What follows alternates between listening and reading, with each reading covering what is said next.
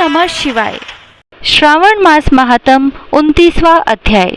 ईश्वर बोले, हे सनत कुमार, अब मैं पूर्व में कहे गए व्रत कर्मों के समय के विषय में बताऊंगा। हे महामुने, किस समय कौन सा कृत्य करना चाहिए उसे सुनिए। श्रावण मास में कौन सी तिथि किस विहित काल में ग्रहण के योग्य होती है और उस तिथि में पूजा जागरण आदि से संबंधित मुख्य समय क्या है। उन व्रतों के वर्णन का समय, कुछ व्रतों का समय तो पूर्व के अध्याय में बता दिया गया है। नक्त व्रत का समय ही विशेष रूप से उन व्रतों तथा कर्मों में उचित बताया गया है। दिन में उपवास करें तथा रात्रि में भोजन करें, यही प्रधान नियम है। सभी व्रतों का उद्यापन उन व्रतों की तिथियों में ही होना चाहिए और यदि किसी कारण से उन तिथि में उद्यापन असंभव हो तो पंचांग शुद्ध दिन में एक दिन पूर्व अधिवासन करके और दूसरे दिन आदर पूर्वक होम आदि कृत्यों को करें। धारण पारण व्रत में तिथि का घटना व बढ़ना कारण नहीं है। श्रावण मास के शुक्ल पक्ष की प्रतिपदा तिथि में संकल्प करके उपवास करें, पुनः दूसरे दिन पारण करें, इसके बाद दूसरे दिन उपवास करें, इसी क्रम से करते रहें। व्रती को चाहिए कि वह पारण में हविष्यान्न, मूंग चावल आदि ग्रहण करें। एकादशी तिथि में पारण का दिन हो जाने पर 3 दिन निरंतर उपवास करें। रविवार व्रत में पूजा का समय प्रातःकाल ही होना चाहिए। सोमवार के व्रत में पूजा का प्रधान समय सायंकाल कहा गया है। मंगल, बुध तथा गुरु के व्रत में पूजन के लिए मुख्य समय प्रातःकाल है। शुक्रवार के व्रत में पूजन उषाकाल से लेकर सूर्योदय के पूर्व तक हो जाना चाहिए तथा रात्रि में जागरण करना चाहिए। शनिवार के दिन व्रत में नरसिंह का पूजन सायंकाल में करें। शनि के व्रत में शनि के दान के लिए मध्याह्न मुख्य समय कहा गया है। हनुमान जी के पूजन का समय मध्याह्न है। अश्वत्थ का पूजन प्रातःकाल करना चाहिए।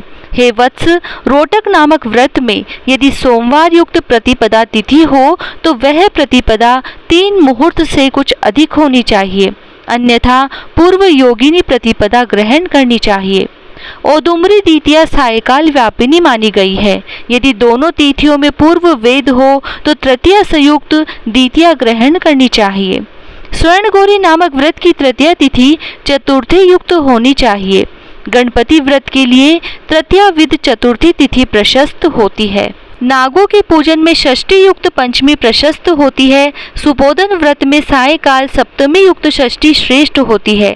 शीतला के व्रत में मध्याह्न व्यापिनी सप्तमी ग्रहण करनी चाहिए। देवी के पवित्रारोपण व्रत में रात्रि व्यापिनी अष्टमी तिथि ग्रहण करनी चाहिए। नक्त व्यापिनी कुमारी नवमी प्रशस्त मानी जाती है। इसी प्रकार आशा नामक जो दशमी तिथि है वह भी नक्त व्यापिनी होनी चाहिए। विद एकादशी का त्याग करना चाहिए। हे मुने, उसमें वेद के विषय में सुनिए। एकादशी व्रत के लिए अरुणोदय में दशमी का वेद वैष्णवों के लिए तथा सूर्योदय में दशमी का वेद स्मार्तों के लिए निंद होता है। रात्रि के अंतिम प्रहार का आधा भाग अरुणोदय होता है। इसी रीति से जो द्वादशी हो, रात्रि के अंतिम प्रहार का आधा भाग अरुणोदय होता है। इसी रीति से जो द्वादशी हो वह पवित्रारोपण में गाह्य है। कामदेव के व्रत में त्रयोदशी तिथि रात्रि व्यापिनी होनी चाहिए। उसमें भी द्वितीय याम व्यापिनी त्रयोदशी हो तो वह अति प्रशस्त होती है। शिवजी के पवित्रारोपण व्रत में रात्रि व्यापिनी चतुर्दशी होनी चाहिए। उसमें भी जो चतुर्दशी अर्धरात्रि व्यापिनी होती है वही अति श्रेष्ठ होती है। उपाकर्म तथा उत्सर्जन कृत्य के लिए पूर्णिमा तिथि अथवा श्रवण नक्षत्र होने चाहिए। यदि दूसरे दिन 3 मुहूर्त तक पूर्णिमा हो तो दूसरा दिन ग्रहण करना चाहिए, अन्यथा तैत्तिरीय शाखा वालों को और ऋग्वेदियों को पूर्व दिन ही करना चाहिए। तैत्तिरीय यजुर्वेदियों को 3 मुहूर्त पर्यंत दूसरे दिन पूर्णिमा में श्रवण नक्षत्र हो तब भी पूर्व दिन दोनों कृत्य करने चाहिए। यदि पूर्णिमा तथा श्रवण दोनों का पूर्व दिन 1 मुहूर्त के अनंतर योग हो और दूसरे दिन 2 मुहूर्त के भीतर दोनों समाप्त हो गए हों तब पूर्व दिन ही दोनों कर्म होना चाहिए। यदि हस्त नक्षत्र दोनों दिन अपराह्न काल व्यापी हो तब भी दोनों कृत्य पूर्व दिन ही संपन्न होने चाहिए। श्रवणाकर्म में उपाकर्म प्रयोग के अंत में दीपक का काल माना गया है और सर्व बलि के लिए भी वही काल बताया गया है। पर्व के दिन में अथवा रात्रि में अपने अपने गुहा सूत्र के अनुसार जब भी इच्छा हो इसे करना चाहिए। इस दीपदान तथा सर्व बलिदान कर्म में अस्तकाल व्यापिनी पूर्णिमा प्रशस्त है। हयग्रीव के उत्सव में मध्याह्न व्यापिनी पूर्णिमा प्रशस्त होती है। रक्षाबंधन कर्म में अपराह्न व्यापिनी पूर्णिमा होनी चाहिए। इसी प्रकार संकष्टी चतुर्थी चंद्रोदय व्यापिनी होनी चाहिए।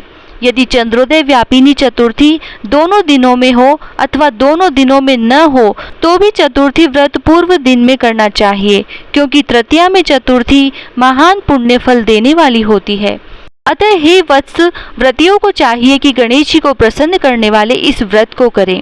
गणेश चतुर्थी, गौरी चतुर्थी और बहुला चतुर्थी, इन चतुर्थियों के अतिरिक्त अन्य सभी चतुर्थियों के पूजन के लिए पंचमी विद्या कही गई है। कृष्ण जन्माष्टमी तिथि निशित व्यापिनी ग्रहण करनी चाहिए। निर्णय में सर्वत्र तिथि 6 प्रकार की मानी जाती है। दोनों दिन पूर्ण व्याप्ति, दोनों दिन केवल अव्याप्ति, अंश से दोनों दिन समव्याप्ति, अंश से दोनों दिन विषम व्याप्ति, पूर्व दिन संपूर्ण व्याप्ति और दूसरे दिन केवल आंशिक व्याप्ति, पूर्व दिन आंशिक व्याप्ति और दूसरे दिन अव्याप्ति। पक्ष में 3 पक्षों में जिस प्रकार संदेह नहीं है उसे अब सुनिए। विषम व्याप्ति में अंश व्याप्ति से अधिक व्याप्ति उत्तम होती है। एक दिन तिथि पूर्णा है, वही तिथि दूसरे दिन अपूर्णा कही जाती है। व्याप्ति तथा अंश से व्याप्ति, इनमें अंश व्याप्ति उत्तम होती है, और जब अंश व्याप्ति पूर्ण हो तब अंश से सम हो वहाँ संदेह होता है और उसके निर्णय में भेद होता है। कहीं युग्म वाक्य से वार व नक्षत्र के योग से, कहीं प्रधान दय योग से और कहीं पारणा योग से। जन्माष्टमी व्रत में संदेह होने पर तीनों पक्षों में परागाह होती है। यदि अष्टमी 3 प्रहर के भीतर ही समाप्त हुई हो तो अष्टमी के अंत में पारण हो जाना चाहिए, और उसके बाद यदि अष्टमी उषा काल में समाप्त होती हो तो पारण उसी समय करना चाहिए। पिठोर नामक व्रत में मध्याह्न व्यापिनी अमावस्या शुभ होती है और वृषभों के पूजन में सायकाल व्यापिनी अमावस्या शुभ होती है। कुशों के संचय में संगव काल, यह दिन 5 भागों में से दूसरा भाग होता है, व्यापिनी अमावस्या शुभ कही गई है। सूर्य के कर्क संक्रमण में 30 घड़ी पूर्व का काल पुण्यमय मानते हैं। अगस्त्य के अर्घ्य का काल तो व्रत वर्णन में ही कह दिया गया है। हे वत्स, मैंने आपसे यह कर्मों के काल का निर्णय कह दिया।